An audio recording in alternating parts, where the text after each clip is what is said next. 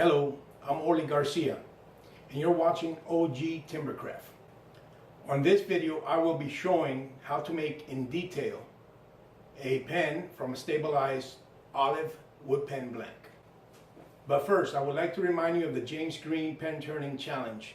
For detailed information, please go to Stessfreewoodworks.com or also visit James Green's YouTube channel.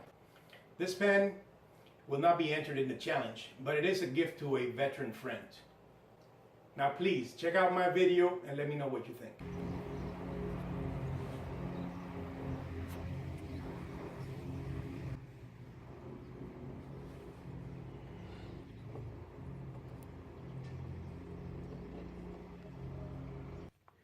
American Patriot Twist Pen Kit.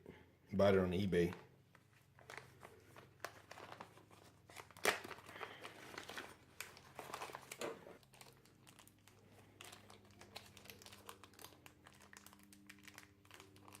Pretty nice. Comes with this letter from the company that I bought it from. It says, "The sole purpose of this business is to provide monetary support and assistance to our brave soldiers who have given their lives to protect the freedom that we fight for. Unfortunately, war happens and the soldiers die and are permanently scarred. 100% of the profit that I earn from this business goes to the Wounded Warrior Project, WWP." And it's signed on the other side. It says, "Aloha. Thank you so much for your business and support. If you have any questions or concerns, please feel free to contact us. Happy holidays. Mahalo, Gary and Sergeant Johnson." And the seller is Exotic Hawaiian Woodworks. Okay, step one is to cut the pen blank, this part right here, or mark it so I can cut it. One each the size of the inserts. These are the pen inserts. And this has a notch out right here, so I'm going to try to skip that. Start with the bigger one first. We want to do this just a hair bigger than the insert so we can clean it back afterwards. I'll give it about 1/8 more than the insert. I'll mark it right there. And this pen blank has some kind of wax buildup. I guess it's part of the process they give it, where they stabilize it. That's going to cut, and then the blade is going to take about 1/8, so I'll give the blade plus another 1/8 or so for the other side.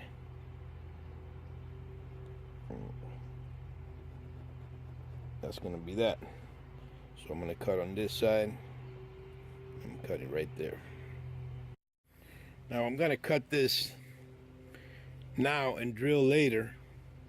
I could drill now if I had the right drill bit and the right drill press. It would be easier to drill one time, but I'm going to do it in small sections because my drill press is not so big.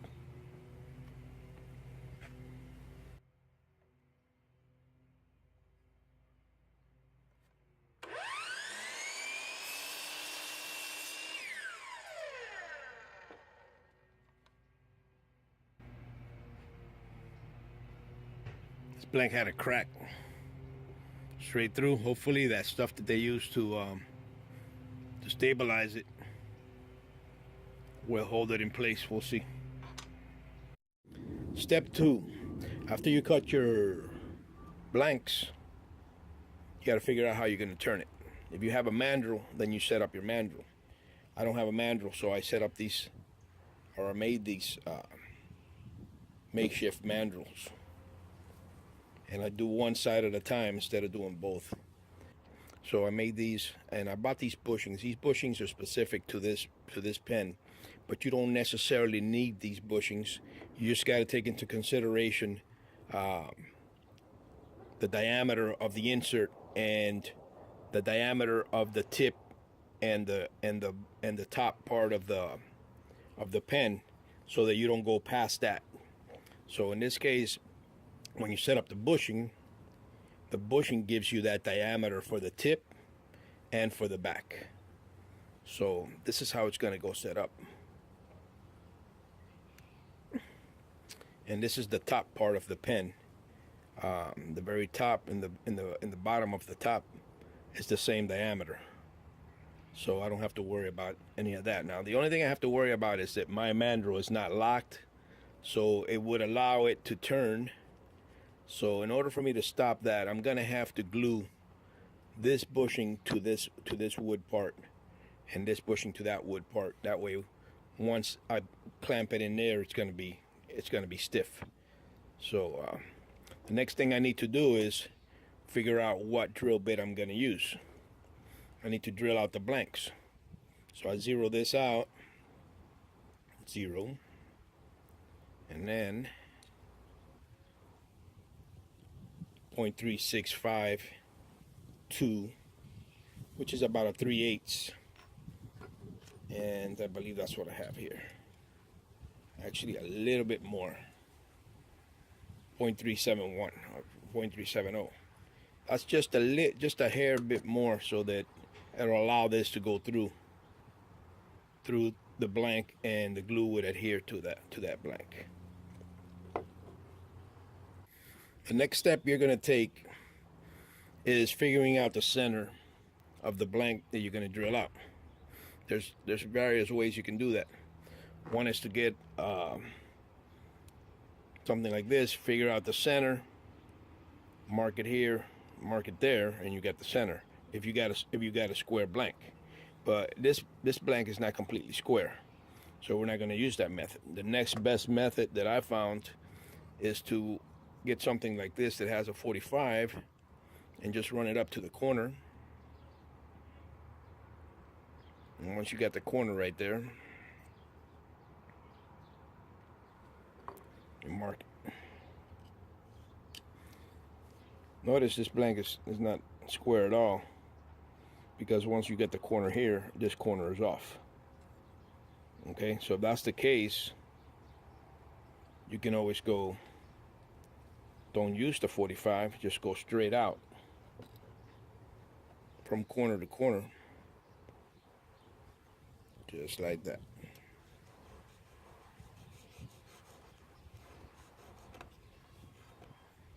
And then you flip it, do the other side.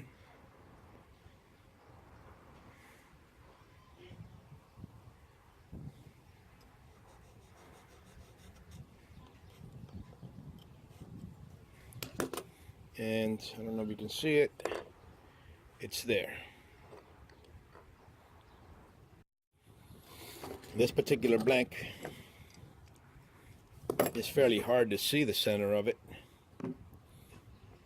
So if you got a center point,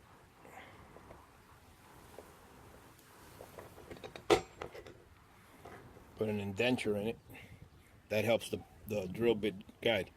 It doesn't have to be completely center exact, but you want to get it close to the center. If not exact, if it's off a little bit, you got plenty of wood to work with on the side, so you don't have to worry about it too much. All right, next step we got to take is to drill these out. Now to drill this, I have made this this piece right here. Actually, I had two, and it would sandwich this, and all it was is a 45 with a little slot to allow for different sizes, and I would clamp them together. But I found that all you need is one and a clamp. So basically just clamp it on here, the 45, make sure that it's flush on the bottom. You set it up,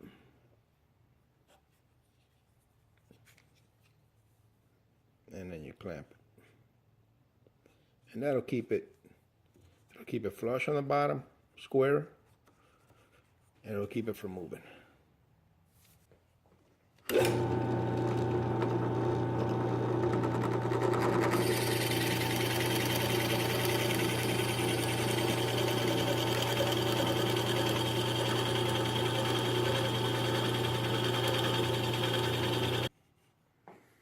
Once you got it all drilled out,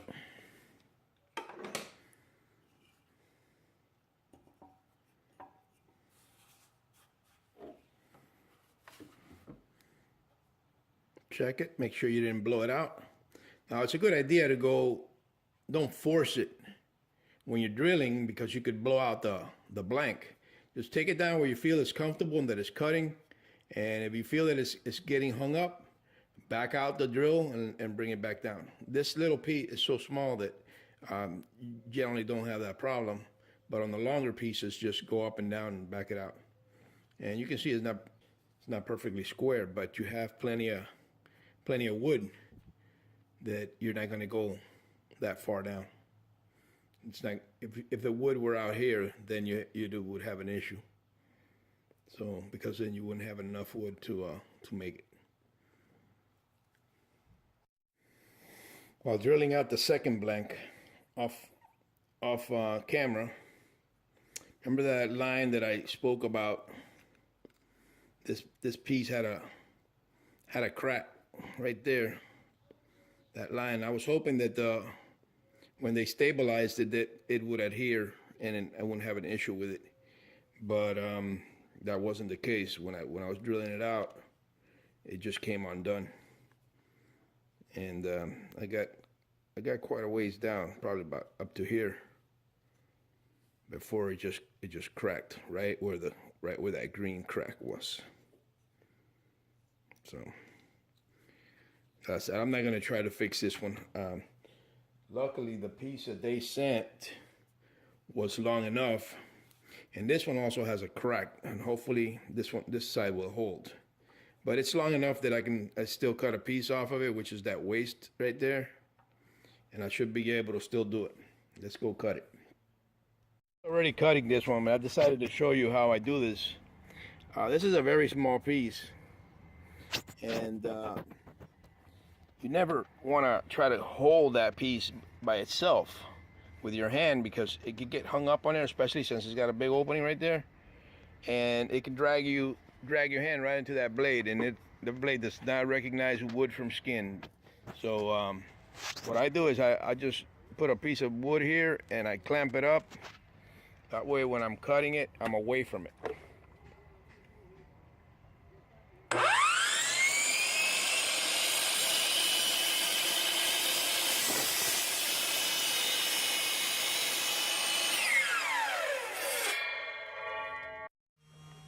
All right, so we got that second one drilled out without incident.